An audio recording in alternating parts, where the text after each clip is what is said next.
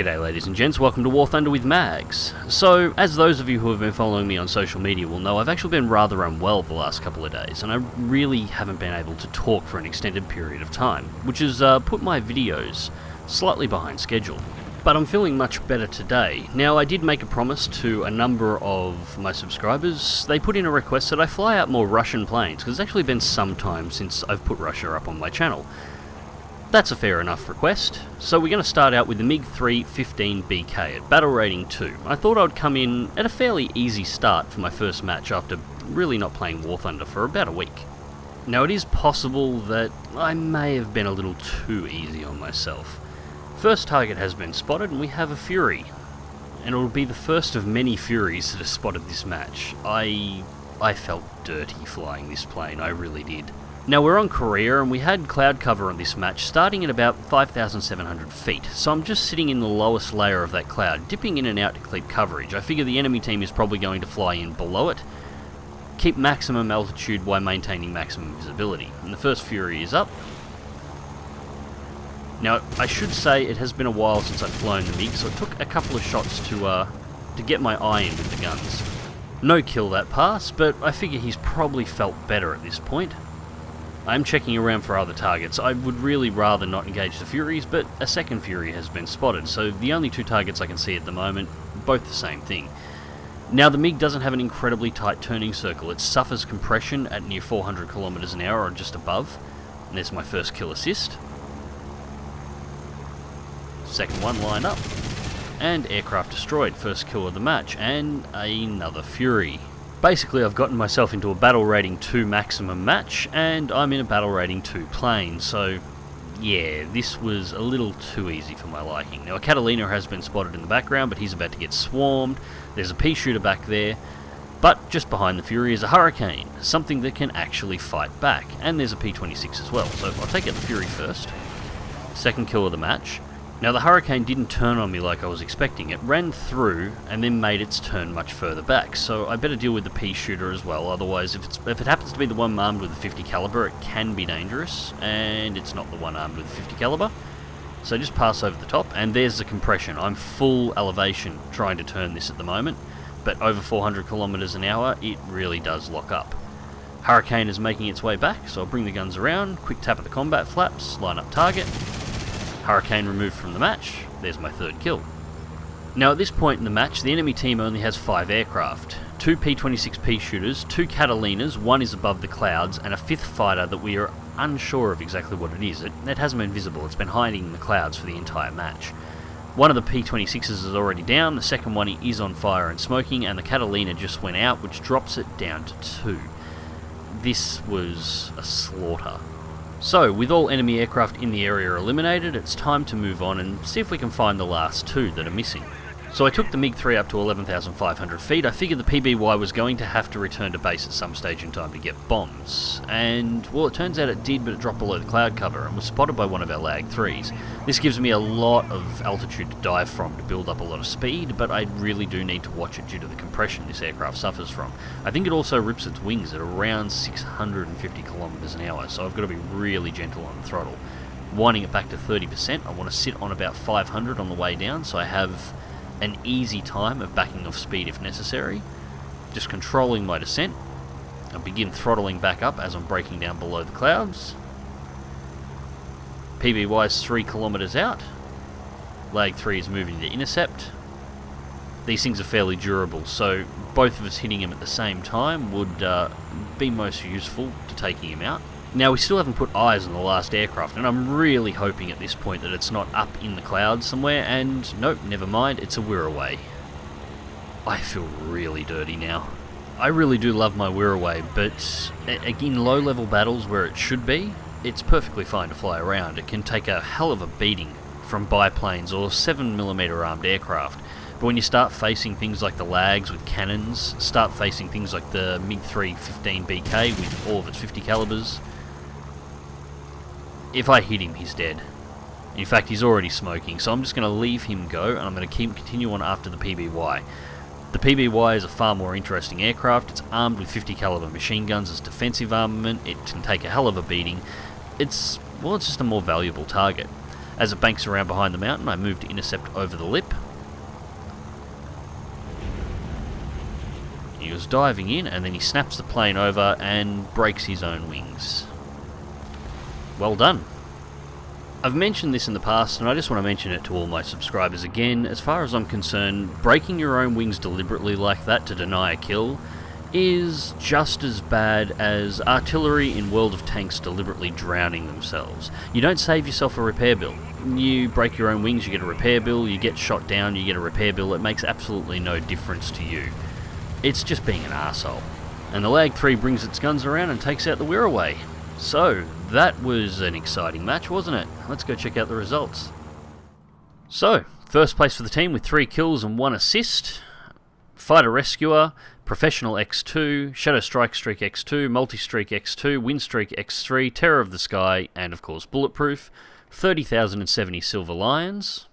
And I came in with 2,572 research points. So a good little match to get into the swing of things, but it probably was a little too easy on myself. And this is why I don't fly aircraft like the MiG-3s all that often. When they get into a match where they're tiered up, they can be incredibly good fun. But when they get tiered down like that one, it always is a little bit of a slaughter.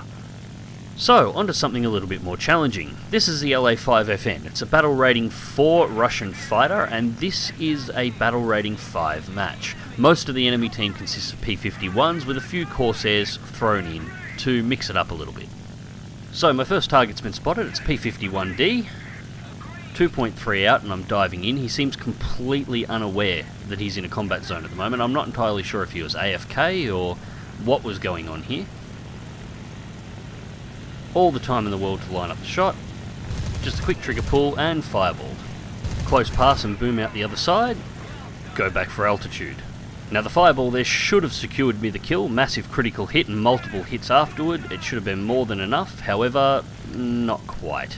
Teammate drops in and finishes off the target.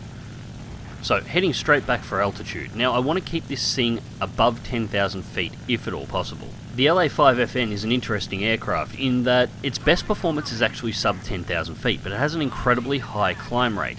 The trick with this plane is to get to altitude or above the altitude of the enemy aircraft that you're going to be engaging.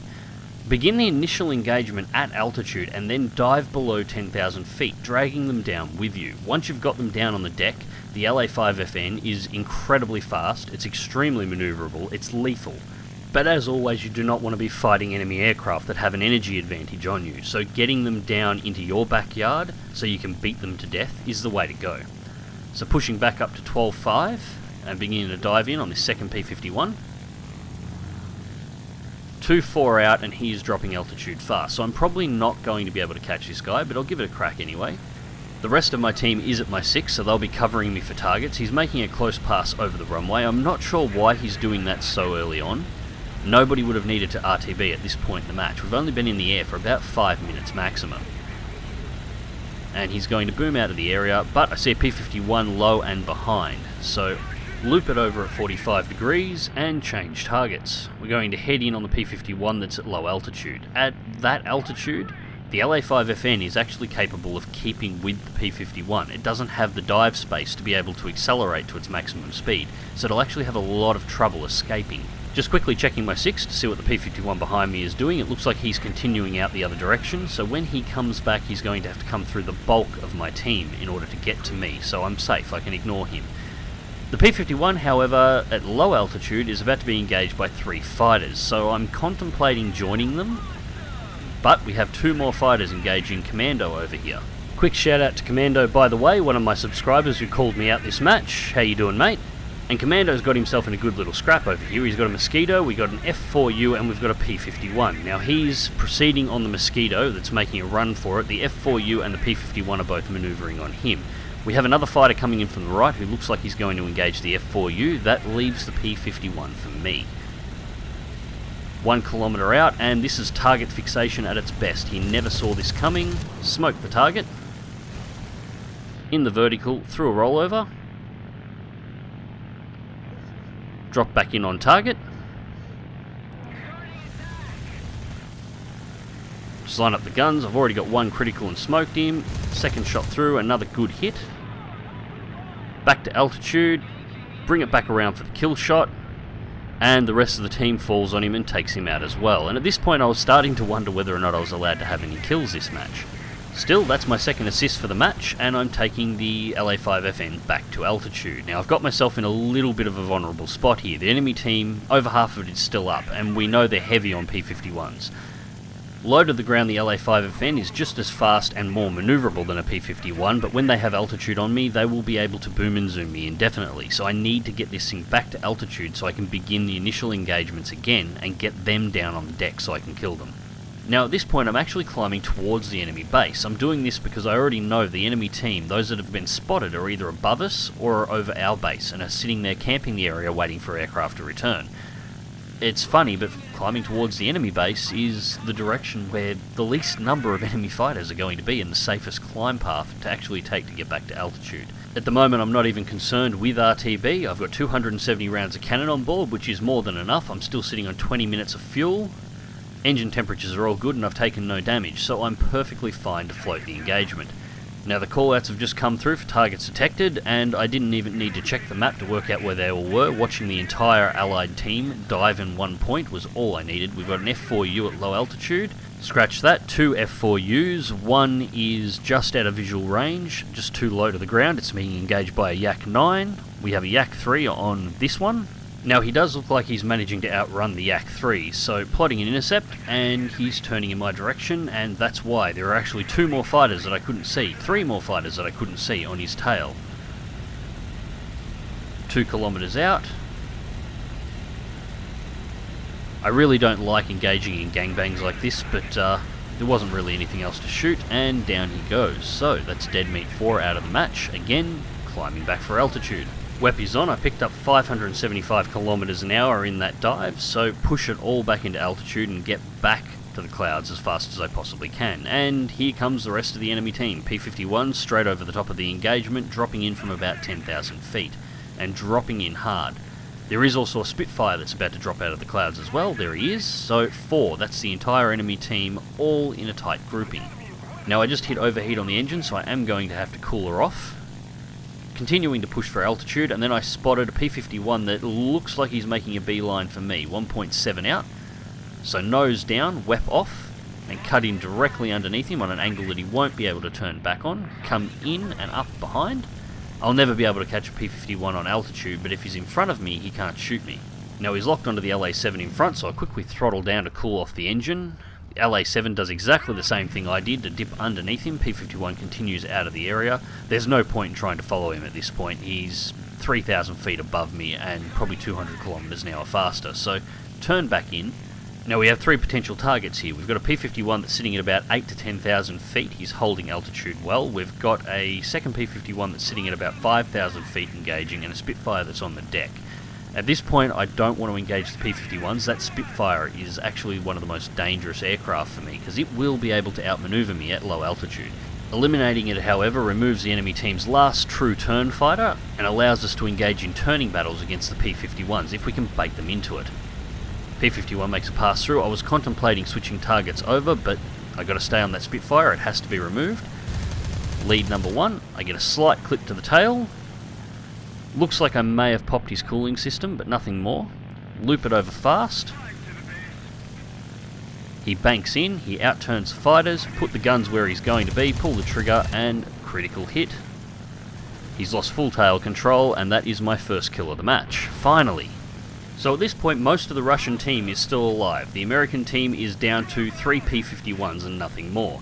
However, they can still win this. We have the numbers advantage, but they have superior aircraft and they have an energy advantage. They're all above us at the moment. If I was in their shoes at the moment, I would be getting into chat and start prioritising targets for elimination. So primary targets would be the La-7s that are in the match, my La-5 and the premium Spitfire. Eliminate these targets first would leave only the Yaks, which don't perform well at above 10,000 feet. Keep the P-51s at high altitude and just boom, hit and vacate the area. Rinse and repeat. The P-51s have such a large fuel load that they'll actually outdo the Yaks unless they've taken maximum fuel load in terms of endurance. So providing the P-51 pilots aren't too heavy on their WEP, eventually, even providing the LA-5s, the LA-7 and the Premium Spitfire are eliminated, the Yaks are going to have to go back and land to get fuel, or they're just going to crash, and at that point the P-51s would be able to pick them off at their leisure. But of course that's not what they do. One of the P-51s remains at altitude, like, well, all of them should have. The other two drop into the furball with superior numbers that have superior turning. I'm moving in on my first target as he's booming out of the area, Roshan. I think this guy might be a Dota player, actually. I'm pretty sure Roshan's the name of the big loot pinata boss monster that sits in the middle of the Dota map. I don't know, it's been a while since I've played. Anyway, 1.74 kilometers out, he is starting to open up a gap. But second target is coming in to assist him. Apparently he has called for help. 2.8 off target. Now I am being wary of the third P-51, the one that is remaining at altitude. Again, we got Appleman 7, and it looks like he's going target fixated again. Take the lead, fire the shot. Nice solid hit. He lights the target, but he's killed a lot of his energy, so he's not able to outrun me. I'm firing in my zone, and there's my second kill of the match. So we lost an LA-7 in that engagement, so they did prioritise the right target. However, coming in flat and level allowed me to easily eliminate the P-51. Second P-51 is trailing me, high and behind. He doesn't appear to be making his move yet, and the other one has gone low and is engaging a Yak at low altitude. It looks like he may have the tail of the Yak, but I cannot afford to turn back at the moment. It'll put me in a perfect boom position for this P-51. And he's picked a new target, so I'll begin my turnaround now. He's going for the LA-5. He's 2.3 kilometers out on the turn. LA-5 has turned back in my direction. He's lined me up for a shot. Quick head-on burst and then roll away. Put shot straight across his engine cowling. Back to altitude. P-51s cannot afford to take that kind of damage. If their engine starts cooking, they're in a world of trouble. I, however, can afford to take a few hits at this point because I have larger numbers on my side. The other P-51 has been outmaneuvered by the Yak at low altitude and is flying directly towards our base, which is a big mistake because that's where our entire team is sitting, so he's flying right into everybody's guns. To top it off, he's flying straight and level, so he's lost all his dive speed advantage. He's probably not doing much better than 400 kilometers an hour at the moment, which is something that all of the aircraft he's facing are capable of maintaining without a dive. He's just allowed himself to be intercepted. Now with him secured, this P-51 is the last one left. He needs to be eliminated. I don't want to leave him at high altitude. He could potentially drag this battle out for longer than I would like, so take a lead shot, take a risk, take a couple of hits, and take him in a head-on pass, and that secures the win for the team. So that's the end of the battle. Let's go through to the results. So, first place for the team with 3 kills and 2 assists. This was potentially a 5-kill match. Avenger, Fighter Rescuer X2, Professional X2, Shadow Strike Streak X2, Win Streak X3, the Domino emblem, which I haven't seen before, Final Blow, a new camo for the La-5FN, Terror of the Sky, Balancer, Bulletproof, and on hand, 77,875 Silver Lions, so not a bad credit reward, and 3,541 research points, although I don't have anything to research at this time. So, that was a much better battle, a lot less seal clubbing, and I didn't feel like I needed a shower after that fight. And the La-5FN, it is a great aircraft if you know how to use it. I tend not to show many Russian aircraft on my channel, not because I don't like them, it's more because I don't like their style of fighting. Russian aircraft have a tendency to be jack of all trades, master of none. I tend to like my aircraft to have dedicated roles, so I prefer aircraft for boom and zoom that are designed for that role, turn fighters that are designed to turn fight. However, they are good fun to jump into from time to time. Anyways, ladies and gents, I hope you enjoyed the video. Click like if you do, subscribe if you want to see more. Fly smart, fly safe, and I'll catch you in the skies.